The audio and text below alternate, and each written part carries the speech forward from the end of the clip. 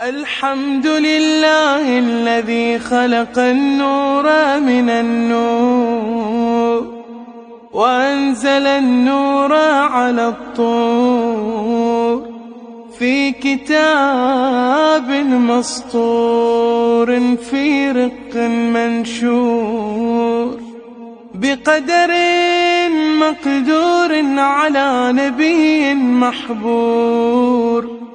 الحمد لله الذي هو بالعز مذكور وبالفخر مشهور وعلى السراء